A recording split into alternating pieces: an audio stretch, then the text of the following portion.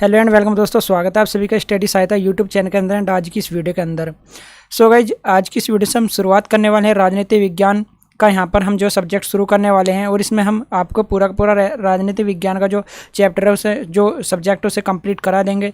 शुरुआत होगी पाश्चात्य राजनीति विचार यानी वेस्टर्न पॉलिटिकल थिंकर से। और हम जो इसमें फर्स्ट पार्ट लेकर आ चुके हैं, इसमें फर्स्ट पार्ट है, इसमें हम प्लेटो का यहाँ पर आपको बताने वाले हैं। प्लेटो के 2 से 3 पार्ट आएंगे, ठीक है। उसके बारे में हम यहाँ पर इसे कवर कर लेंगे 2 से 3 पार्ट में। और ये अगर आपके पास आप बीए या एमए या फिर आप यूपीएससी या फिर यूपीपीएससी अगर आपके पास ओप्शनल सब्जेक्ट है तो उसमें जो है वेस्टर्न पॉलिटिकल थिंकर का भी एक पोर्शन आता है, तो उसमें भी आपके लिए ये वीडियो काफ़ी मदद करेगी, ठीक है। और बीए और एमए में अगर आपके पास पॉलिटिकल साइंस सब्जेक्ट है तो आपके लिए काफ़ी वीडियो सेटिस्फाइड होने वाली है। तो चलिए दोस्तों, वीडियो को स्टार्ट करते हैं, ठीक है। वीडियो को स्टार्ट करने से पहले आपसे एक छोटी सी रिक्वेस्ट है, अगर आप चैनल पे नहीं तो चैनल को सब्सक्राइब कर लीजिएगा। सब्सक्राइब करने के बाद सिंपली से ऑल पर क्लिक करके बेल आइकन को प्रेस कर लीजिएगा, क्योंकि जितने भी अब आगे पार्ट आएंगे उसकी वीडियो की नोटिफिकेशन आपको मिल जाएगी, तभी आप आगे के पार्ट देख पाएंगे। तो पहले चैनल को सब्सक्राइब और बेल आइकन को इसको ऑल पर क्लिक करके प्रेस जरूर कर लीजिएगा। तो चलिए अब हम फटाफट वीडियो को स्टार्ट करते हैं। और दोस्तों आपको बता दूं, आप हमारी जो वेबसाइट पर भी जा सकते हैं। वीडियो के डिस्क्रिप्शन में आपको लिंक मिल जाएगा वेबसाइट पर, उस पर आपको जो है जीके और जनरल करंट अफेयर्स और भी बहुत सारे वहाँ पर आपको देखने को मिल जाती हैं पोस्ट। तो वहाँ पर आप देख लीजिएगा, काफ़ी अच्छे क्वेश्चन आंसर मैंने वहाँ पर दिए हुए हैं। तो वीडियो के डिस्क्रिप्शन मैंने वेबसाइट का लिंक दे दिया है, उस पर चले जाइएगा। वीडियो को लाइक शेयर और कमेंट करके बताइएगा वीडियो कैसी लगी। और आपका कोई भी क्वेश्चन हो वीडियो से रिलेटेड तो आप मुझे कमेंट में ज़रूर बताइएगा। तो चलिए अब हम अपनी वीडियो को स्टार्ट करते हैं। तो दोस्तों शुरुआत करेंगे प्लेटो के जीवन परिचय से। तो पहली वीडियो हम प्लेटो के जीवन परिचय को यहाँ पर देख लेते हैं। आगे हम इसमें जो है प्लेटो का दार्शनिक राजा का सिद्धांत और प्लेटो का आदर्श राज्य का सिद्धांत भी अगले पार्ट में हम लेकर आने वाले हैं। तो आज हम प्लेटो के जीवन परिचय के बारे में देखेंगे। तो देख सकते हैं कि प्राचीन काल में यूनान में एथेंस राजदर्शन का केंद्र माना जाता था। तो प्राचीन काल में यूनान में एथेंस जो था ये राजदर्शन का केंद्र था, ठीक है। और मैं इसमें काफ़ी शॉर्ट तरीके से बताऊंगा, मैंने ज़्यादा इसमें मेंशन नहीं किया और मैं एक्स्ट्रा अपने दौर से बता दूंगा, ठीक है। तो यहाँ पर हम मेन देखता चलेंगे, ठीक है। राजदर्शन का केंद्र माना जाता था किसको? यूनान में एथेंस को। एथेंस में अनेक दार्शनिक उत्पन्न हुए, ठीक है, जिसमें से प्लेटो और सुकराती सर्वश्रेष्ठ है। अब एथेंस में अनेक दार्शनिक उत्पन्न हुए, जिनमें से केवल सर्वश्रेष्ठ सुकरात और प्लेटो ही हैं। बाकी बहुत सारे दार्शनिक थे, उनके बारे में हम यहाँ पर मेंशन नहीं कर रहे हैं, ठीक है। अभी देखो प्लेटो का जन्म यहाँ पर दे दिया। प्लेटो का जन्म कह रहा है कि 428 ईसा पूर्व में कुलीन परिवार में हुआ था। प्लेटो का जन्म 428 ईसा पूर्व में हुआ था। अब ईसा पूर्व का मतलब मैं आपको बता देता हूँ। जैसे मान लो अब क्या चल रहा है, अब जो ईसा चल रहा है 2021 चल रहा है, ठीक है।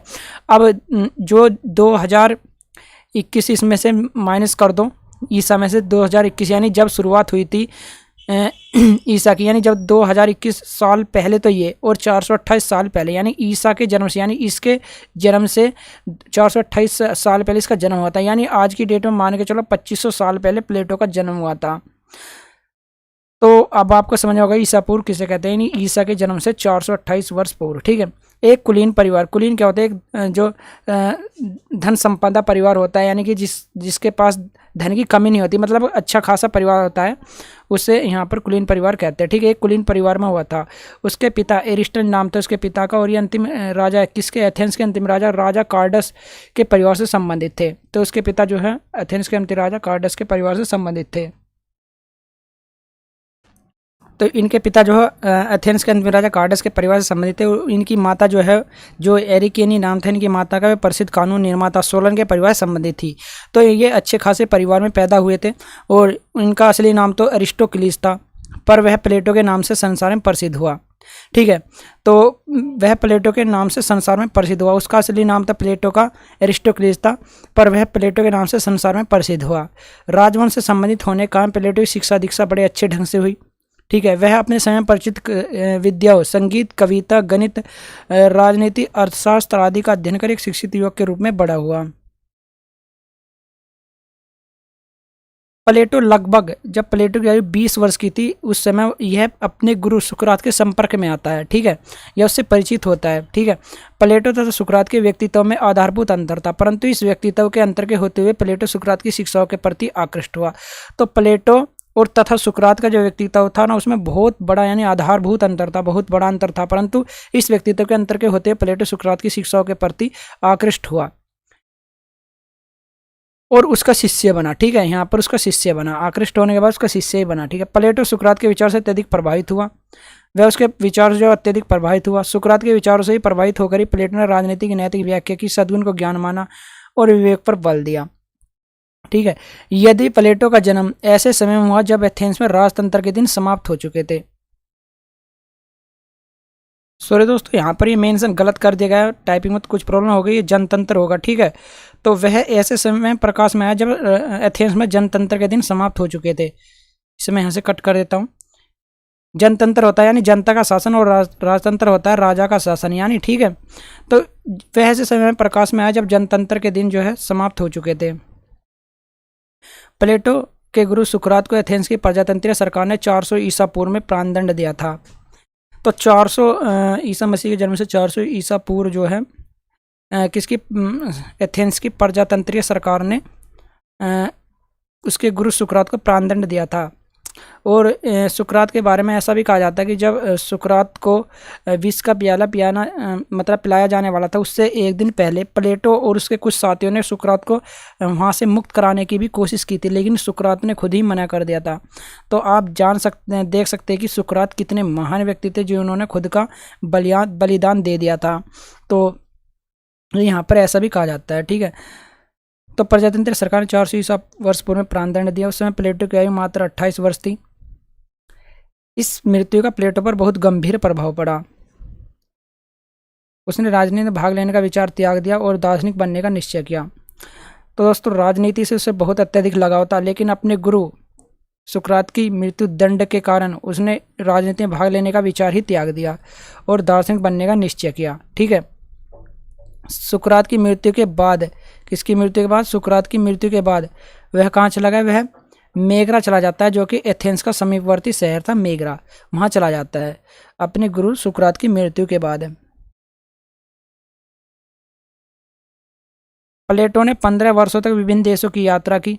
तो उसके बाद कुछ समय बाद, यानी जब मेगरा चला जाता है उसके कुछ समय बाद वह विभिन्न देशों की यात्रा के लिए जाता है। ठीक है, जिसमें मिस्र, फारस, बेबीलोन, सिसिली, अफ्रीका आदि देशों में घूमा।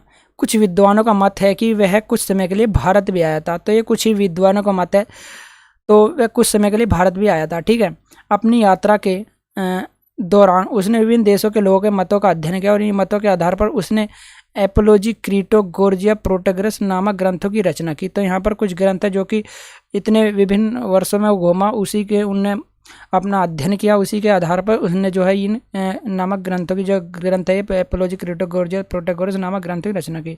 40 वर्ष की आयु तक उसने रिपब्लिक का भी बहुत सारा भाग लिख लिया था। तो रिपब्लिक उसकी सबसे प्रसिद्ध रचना है यानी ग्रंथ है। तो रिपब्लिक से ज़्यादा उसकी कोई प्रसिद्ध नहीं है, बाकी रिपब्लिक काफ़ी प्रसिद्ध उसका ग्रंथ है। ठीक है, अपनी यात्रा के अंतिम दिनों में वह साइराक्यूज पहुंचा। तो अपनी यात्रा के अंतिम दिनों में साइराक्यूज, या फिर इसे आप सिसिली भी कह सकते हैं। ठीक है, ये शायद सिसिली का ही एक पार्ट था। ये सिसिली भी यहाँ पर गलत मेंशन हो गया, ये ई नहीं होगा। ठीक है, तो वो सिसिली पहुँचता है यानी साइराक्यूज पहुंचा, जहां का शासक कौन था? डायोनीसियस प्रथम। डायोनीसियस प्रथम बहुत ही क्रूर और अत्याचारी था। तो वहां का एक शासक था जिसका नाम था डायोनीसियस प्रथम, बहुत ही क्रूर और अत्याचारी था, अहंकारी, मतलब बहुत ही बेकार राजा था। ठीक है, उसने उसे दार्शनिक राजा बनाने का निश्चय किया। तो प्लेटो ने उस राजा को दार्शनिक राजा बनाने का निश्चय किया था कि मैं इसे दार्शनिक राजा बना दूंगा, क्योंकि दार्शनिक राजा हम आगे पढ़ेंगे, बट अभी दार्शनिक राजा क्या होता है अगले पार्ट में मैं आपको बताने वाला हूँ। तो फिलहाल दार्शनिक राजा बनाने का निश्चय किया, उसमें मेंशन कर दूंगा मैं कि कैसे दार्शनिक राजा किसे कहते हैं। ठीक है, उसके इस कार्य में उसकी मदद किसने की थी? उसके मित्र दियोन ने की थी। तो उसने इसे दार्शनिक बनाने का जो निश्चय किया था उसकी मदद किसने की थी? दियोन ने की थी, जो उसका मित्र था। जब प्लेटो ने उसको निरंकुशता की कमियां बताई, यानी उसको बताया कि आप कितने मतलब अहंकारी हैं, आप कितने क्रूर हो, तो इससे राजा जो बहुत गुस्सा हो जाता है यानी नाराज हो जाता है और वह प्लेटो गिरफ्तार करा लेता है।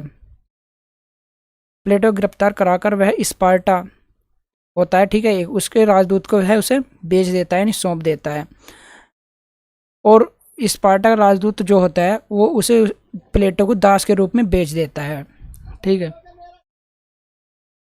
जब एथेंस वासियों का पता चलता है कि जो प्लेटो है उसको दास के रूप में बेच दिया गया है साइराक्यूज के शासक द्वारा, तो वह उसे जिसे बेचा गया है उसे मुक्ति धन देकर प्लेटो को मुक्त करा लेते हैं। इस प्रकार वह एथेंस वापस लौट आता है। ठीक है, तो यानी कि जब एथेंस वासियों को पता चलता है कि प्लेटो को स्पार्टा के साइराक्यूज के जो शासक थे उन्होंने उसे गिरफ्तार कराकर स्पार्टा के राजदूत को बेच दिया है, तो वह उसे मुक्ति धन देकर यानी जितने रुपए में उसने खरीदा था या उससे ज़्यादा देकर वापस मुक्त करा लेते हैं। ठीक है, और इस प्रकार वह वापस एथेंस लौट आता है। एथेंस में वापस आने प्लेटो ने 386 ईसा पूर्व, ये माइनस में होता जाएगा। ठीक है, अब ये जैसे कम होता जाएगा ऐसी ऐसी ये प्लस में होगा। ठीक है, अगर हमारी कोई चीज़ माइनस में है, अगर उसमें हम प्लस जोड़ेंगे तो और बड़ा यानी ज़्यादा हो जाएगा, इसलिए कम करते चले जाएंगे। तो 386 इसलिए यहाँ पर माइनस में होता चला जाएगा। जब माइनस में जोड़ेंगे तभी वो माइनस से प्लस में आता जाएगा। ठीक है, 386 ईसा पूर्व में अकादमी था नामक विश्वविद्यालय की स्थापना की। तो 386 ईसा पूर्व में एथेंस में वापस आने में प्लेटो ने, और देखो बहुत से क्वेश्चन में पूछ लिया जाता है कि प्लेटो ने जिस विश्वविद्यालय की स्थापना की थी उसका नाम क्या था, तो उसका नाम अकादमी था। या फिर ऐसे ही पूछ लिया जाता है कि प्लेटो की अकादमी का नाम क्या था, तो अकादमी ही उसका नाम था। ऐसा कई बार बहुत सारे क्वेश्चन पेपर में पूछा गया। ठीक है, तो एक विश्वविद्यालय की स्थापना की थी, और यह विश्वविद्यालय आधुनिक विश्वविद्यालय की तरह ही था, यानी जैसा आज का विश्वविद्यालय है, प्लेटो ने 2400-2500 साल पहले ऐसा विश्वविद्यालय एथेंस में खोला था। ठीक है, तो शेष जीवन प्लेटो ने अपने विश्वविद्यालय में व्यतीत किया। तो इस प्रकार जो है शेष जीवन प्लेटो ने अपने विश्वविद्यालय में व्यतीत किया, यानी इसके बाद वह कहीं नहीं गया, केवल अपने विश्वविद्यालय में ही रहा और उसी की सेवा की। उसने इस टाइम पे भी बहुत से ग्रंथों की रचना की थी, साथ ही अध्ययन लेखन अकादमी के संचालन का कार्य भी किया। 81 वर्ष की अवस्था में 340 ईसा पूर्व में यह महान दार्शनिक शरीर छोड़ परलोकवासी बन गया। ठीक है, तो ऐसा भी कहा जाता है जब ये इसकी मृत्यु हुई थी यानी कि प्लेटो की, कि वह अपने एक मित्र की कहने पर एक शादी समारोह में गया था, जहाँ के शोरगुल से परेशान होकर वह विश्राम करने के लिए कमरे में गया था, यानी कक्ष में जाकर सो गया था। लेकिन जब सुबह वर वधू यानी जिनकी शादी हुई थी वे गुरु से आशीर्वाद लेने के लिए कमरे में गए, तो उस टाइम पर जो है प्लेटो की मृत्यु हो चुकी थी। तो ऐसा भी कहा जाता है, यानी 81 साल की अवस्था में इनकी मृत्यु हो चुकी थी। तो दोस्तों ये था प्लेटो का जीवन परिचय। अगर आपको वीडियो अच्छी लगी तो वीडियो को लाइक कीजिए, चैनल को सब्सक्राइब कीजिए। ठीक है, और यहाँ मैं इसकी रचनाएं बता देता हूँ। तो प्लेटो की कुछ रचना थी जो कि बहुत सारी इन्होंने ग्रंथ लिखे थे, जिनमें 36 अथवा 38 ग्रंथ थे। इनमें से 28 ग्रंथों को प्रमाणिक माना गया है, जो कि ये हैं: the Republic, the Statesman, the Laws और Crito, Gorgias, Apology, Charmides, Laches, Meno, Protagoras, Phaedo और सोफिस्ट। यहाँ पर ये 12 ग्रंथ है जो कि बहुत ही महत्वपूर्ण है। ठीक है, और इनमें सबसे महत्वपूर्ण रिपब्लिक है, बाकी ये इनसे नीचे हैं। बाकी इसने 36 अथवा 38 ग्रंथ लिखे हैं, ये भी पक्का नहीं पता है। ठीक है, तो 28 ग्रंथों को प्रमाणिक माना गया, जिनमें से 12 को ज़्यादा महत्व दिया गया है। तो ये थे इसके रचनाएं। तो बस आज की इस वीडियो में इतना ही। वीडियो अच्छी लगी है तो वीडियो को लाइक कीजिए, चैनल को सब्सक्राइब कीजिए। तो चलिए दोस्तों, मिलते हैं नए वीडियो को एंड तक वॉच करने के लिए आपका बहुत बहुत धन्यवाद।